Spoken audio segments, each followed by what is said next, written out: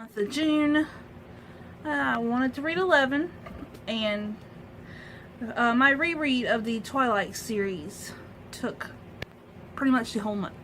But that's fine. I enjoyed the Twilight series still, and I'm in the middle of, I got one more movie to watch and then I'm done. But I'm going to start with the books I read in order. And the first one is a book I started, I think, on the last day of May and then finished on the first day of June. And that is Freaks I've Met by Donald James. This is about a guy. He lives in rainy Washington. And he is just tired of, he lives in a small town in Washington. There's nothing to do there. And he cuts grass for a older, rich, not rich, but an older wealthy woman, and he cannot stand her. He feels like she's judging her, and when he leaves, he is just admiring a brown M that he's made in her lawn that she thinks the gas made, and technically he made it with his pee, just as a you. And so he goes down to California at the invitation of this model scout that comes into a car wash one day while he's cleaning his Jeep. And he gets invited out of California and goes to this guy's house where he has to sleep on a cot in the garage when this guy has like 15 empty bedrooms. And then he doesn't get offered any of the jobs that he likes.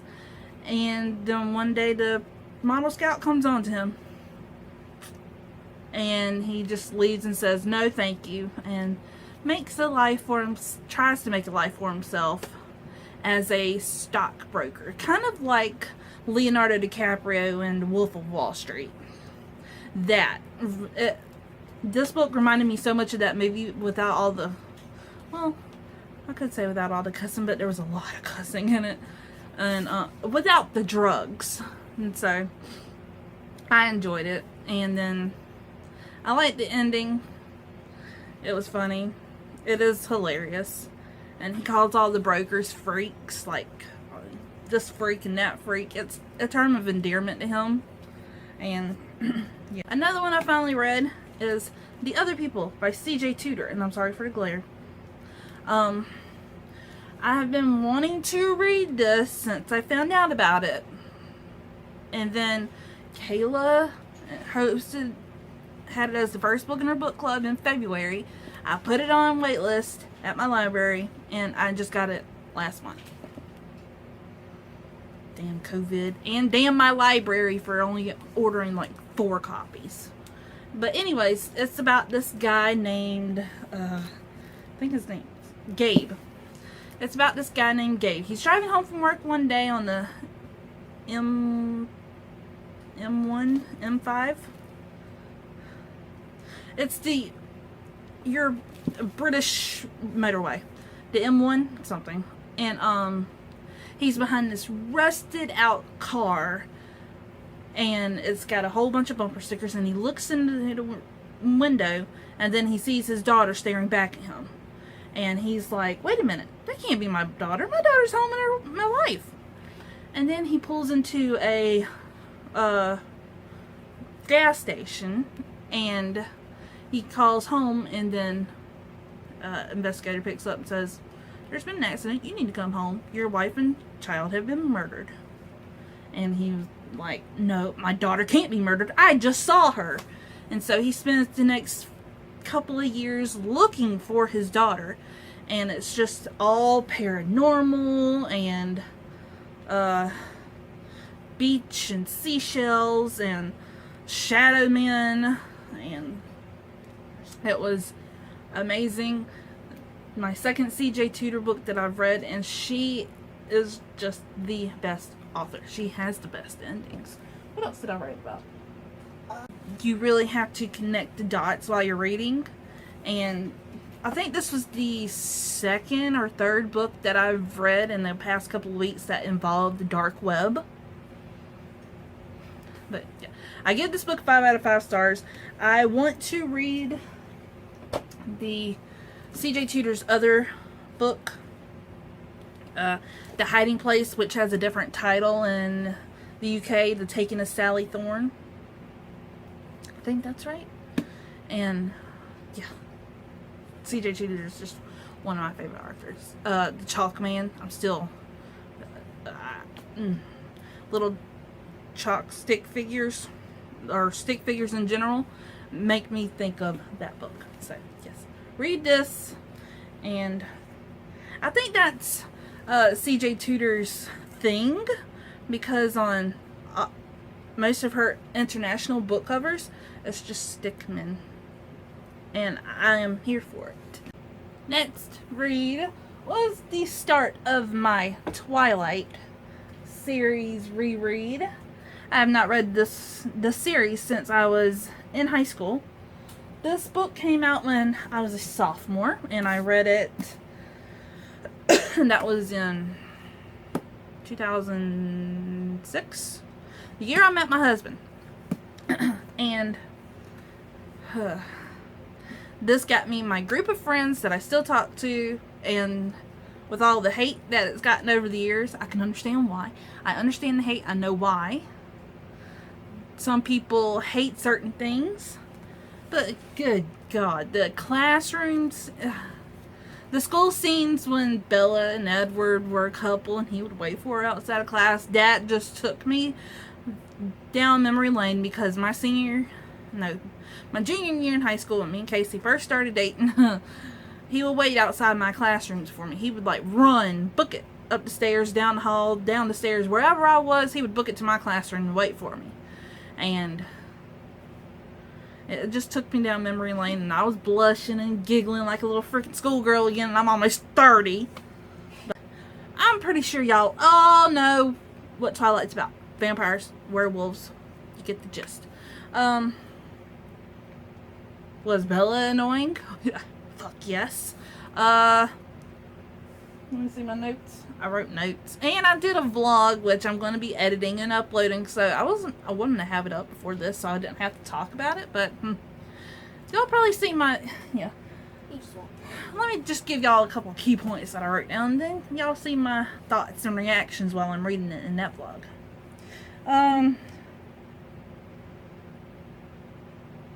Okay, yeah, it made me think back to when Casey and I were dating, of course. Blushed in pure fluff between Bella and Edward. Yes. Also hate the movies even more. Yes! Good God, they did the movie so bad.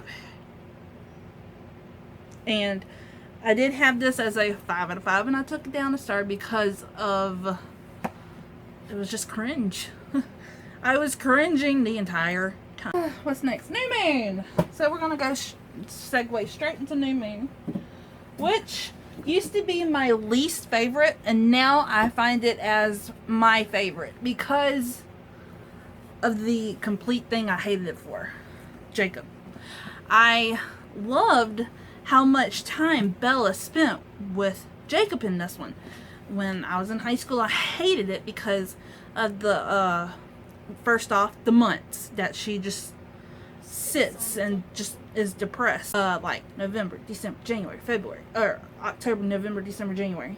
Those pages, they're a complete waste of paper, and I hated it because it was taking my, it was a time waster for me to flip, and I hated it. Still do. And then the thing I hated back when I was a teenager, I absolutely loved her spending so much time with Jacob and seeing his character and getting to know more about the Quillette legends. I didn't really miss Edward like I used to. But her going to the end and saving Edward from the Volturi, I was just like, can I read? I want to read more because it was so different than in the movie. And I was just eating it up like candy. And then we watched the movie and I was just disappointed.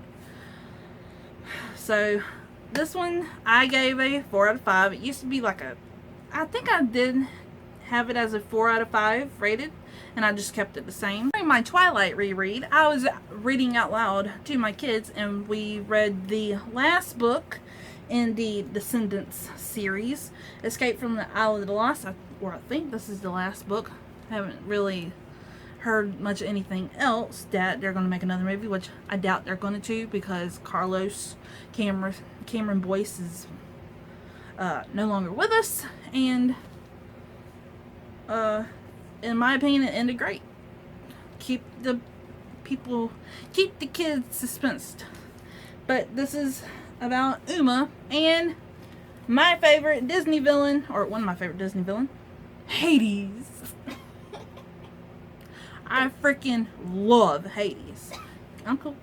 But I don't like the Descendants movie version of Hades. I like the Hercules cartoon version of Hades. Yes. In the movie, he has blue hair. Just normal hair, but blue. Okay. And so we follow Uma as she tries to escape from the Island of Lost. She becomes a freaking octopus, sea squid, whatever Ursula is, and then she becomes the tiny minuscule little shrimp to get into the cracks to get into Hades' cave and just bother the freaking hell out of him. And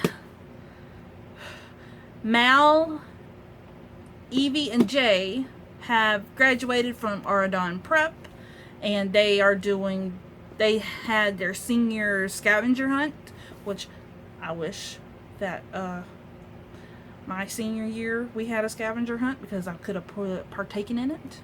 And they talk about a senior prank, which Fairy Godmother doesn't know about either of them. And yeah, and so also Mal is taking on more responsibilities, and she's having a royal itinerary where she has to visit each kingdom in the, or each land in the kingdom. I don't know.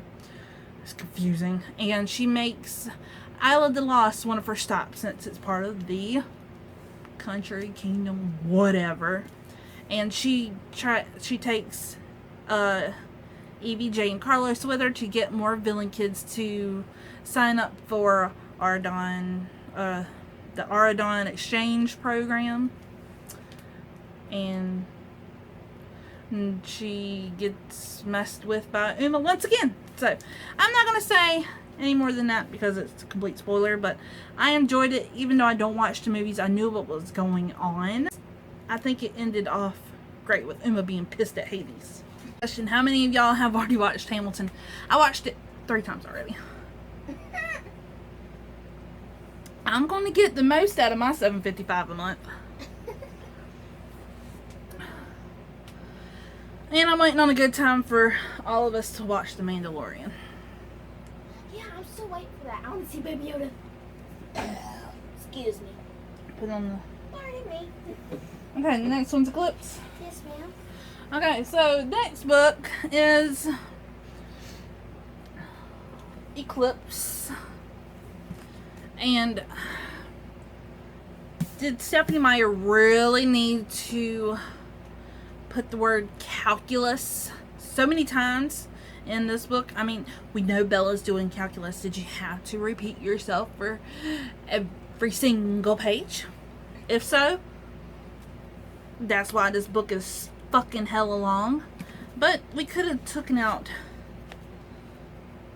this much of angst and fluff and pure, I want to fight, I want to help, and I need to study calculus, and Jacob being an angsty freaking teenager, and Bella being all sad and depressed that she can't have both boys in her life.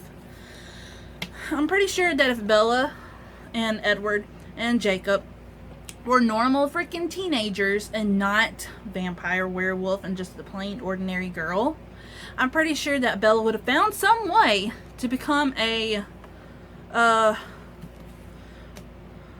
what is it? Like brother husbands instead of sister wives. I'm dumb. Excuse me. But anyways, where's my... Okay. So, my notes. Oh yeah. First thing I think when Charlie is making supper for him and Bella before he ungrounds her. Mind you, she's 18. She's an adult and she's still grounded. What? Okay. Anyways, how the hell is Charlie still alive? I mean, he put a jar of pasta sauce with a metal lid in the microwave.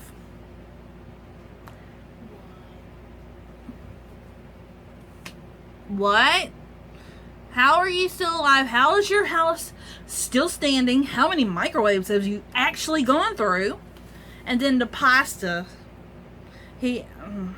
How do you just make it into a big clump? Or are you not stirring it? Did you not season your water? Did you have that shit on high boil? High heat? But yeah, that's my first thought when I started reading this book. Is how the hell is Charlie still alive? I enjoyed the fight between the newborns and the Cullens and the werewolves. And yeah. I was going to read The Second Life of Bree Tanner, the novella, but I didn't. And this is really good. This is about that girl that the Cullens tried to be responsible for at the end of the fight scene, and the Volturi ended up killing her because she was an abomination. Well, all of y'all are. But she wouldn't have been able to be handled because she had Bella's scent, which the movie Bree and the book Bree, completely opposite. I mean, the movie Bree was so freaking chill and not going for Bella's throat after the fight. But anyways, I still remember most, and I read this right when we moved in, right when we bought this house. Right when we moved in, and it's just her. I'm not going to review it because I didn't read it yet. I didn't read it this month, but the last book in the Twilight series is still my least favorite. It's my new least favorite, but my favorite cover. It's Breaking Dawn. I love this cover. This cover got me into chess pieces, and I freaking love chess pieces.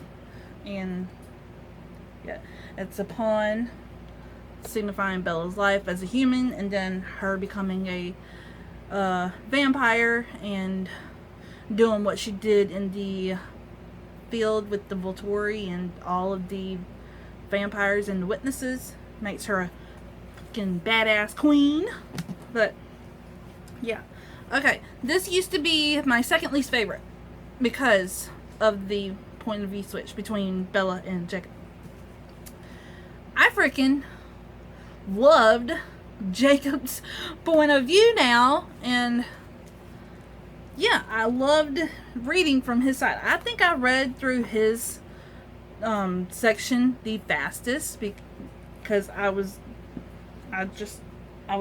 hooked. And then I was so freaking annoyed with Bella's name choices. EJ, Edward Jacob. Why would you give your child the name of a ex or a boy that you're secretly in love with to your kid that you're having with the love of your life? No, don't do it. Big no. If there's any kids watching, don't be dumb. Your name choices are stupid right now. Don't think of them. Trust me, mine were stupid, but I kept one, Samantha Ray. Hello, and you love me. Mm-hmm. I thought of her name when I was 14 years old. What? 14? What if I was a boy? What would you call me? We already had that picked out. And kind of cringe-worthy right now. See, I was a teenager. We would have named you after your daddy. Yeah. You would have been a junior. No. Addie and Daddy are twins enough. Hey, I came up with Addie's name when I was in my 20s. So. Adeline. That's a good name. Ariana. Ariana Dumbledore. But anyways, we're not talking about Hogwarts. We're not talking about we're talking fucking cringe fest. And then Renesmee. This showed that Bella did not have a creative bone whatsoever in her body. Putting her mother's names together and adding Edward and Jacob's names.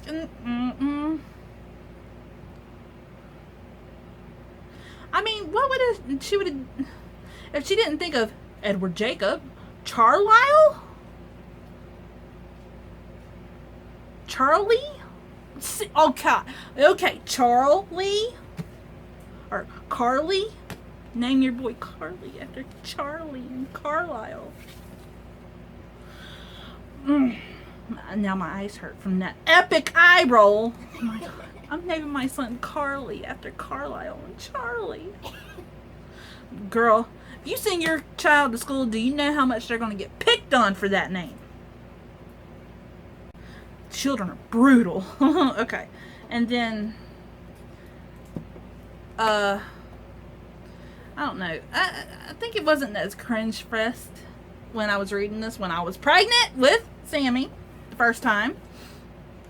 But also, I didn't shed tears the first time I read this either. But this fucking thing got me crying. When Bella put Renesmee on Jacob's back and put the backpack on, and Edward figured out what Bella was trying to do, the tears, they just started streaming because she was a vampire and werewolf was her most trusted enemy, yet she trusted him that much to take care of Renesmee. And Edward was just okay with it. Like, okay, mother's instincts. I wouldn't have been able to do it. There's only like 2 people I trust with my children's lives. And then once they're there, then when they come back and they have attitude adjustments, then I question myself. Granny and Papa. Not Daddy? I mean, besides me and Daddy. Really? But I trust my mom and dad with my kids' lives. They're the only 2. I don't trust my brother. I don't trust any of my friends. I don't trust any of Casey's family. I trust my mom and dad. That's it. And when my kids come back with attitude changes and being loudmouths and not saying yes ma'am, no ma'am, yes sir, no sir, when their manners are completely gone, then I start to question myself like, do I really trust my mom and dad this much to send my kids back completely changed in the span of like 2 days that they're at their house? Or 1 day? God, 1 day. It's like they reset. They got that little Buzz Lightyear reset button hidden somewhere, and my parents know exactly where it is. I can't fucking find it. Okay, so I love Jacob's part. Bella was just a freaking cringe. The names were awful, and I still give it a 4 out of 5. So overall, I give the series a 4 out of 5 stars. The book I read in the month of June was a nonfiction, and that is Walking the Himalayas by Levison Wood. This is the 3rd book that I've read by him, but this was his 2nd expedition, and I didn't really like it. I was not intrigued. I was not grabbed. He was talking about Afghanistan and going into Iran, or I forget his journey already. Let me look at the map. He goes from Afghanistan to Pakistan to India to Bhutan, and I was only intrigued at the Pakistan parts, some of the Indian parts, and he writes briefly about his time in Bhutan, which in the show it shows a freaking lot of Bhutan because the country was just newly opened like 20 years ago to outsiders, and they're stuck in their ways. But this book was, If you've seen the documentary, then you know that he was in a very bad car accident. Their car rolled off a cliff, and he broke his shoulder and his arm. And right from the very beginning of this book, you can sense that dark impression on the whole book. This book was not funny whatsoever. It didn't have any of that British humor. It didn't have any humor at all. It did talk about the village of,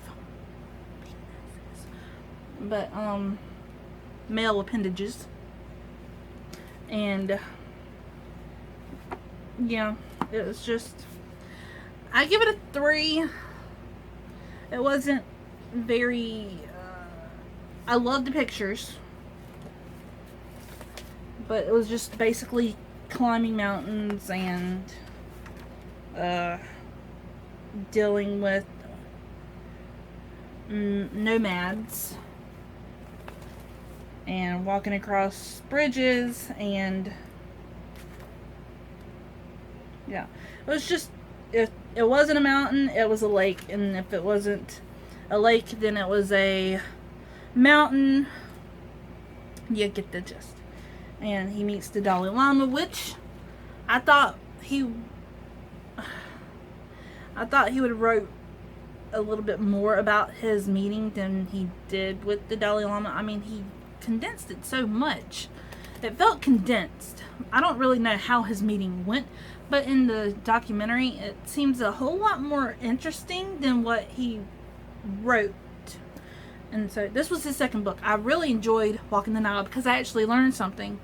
And then what was in here, I already knew from the documentary. So I didn't really learn anything from this book, because in the documentary he talks about the fuel shortages and how Bhutan just opened up to foreigners and tourists and stuff like that.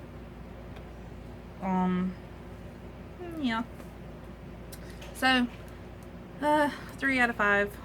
I wanted to love it, but I didn't. So I have 3 more books to read by Levison Wood, and I'm going to be reading one this month. His Arabian Journey, where he walks the entire Arabian Peninsula. Sorry for the light change. The sun is behind a cloud. So the last book I read, it was another read aloud to my kids, and that is City Spies by James Ponce. Absolutely loved it.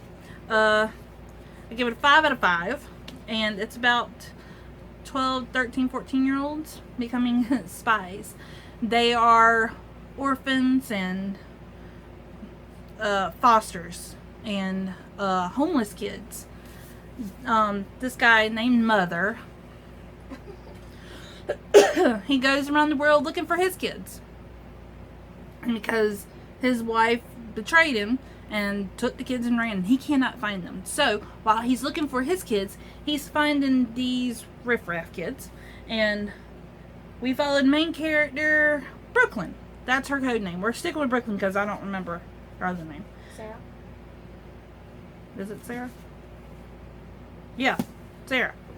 But we're calling her Brooklyn because that's her code name. She's from Brooklyn, New York. She is in jail for hacking. Yeah. Okay, shush. I don't remember. We just read it like a couple weeks ago. She's in juvie for hacking into the juvenile justice website and like changing shit around.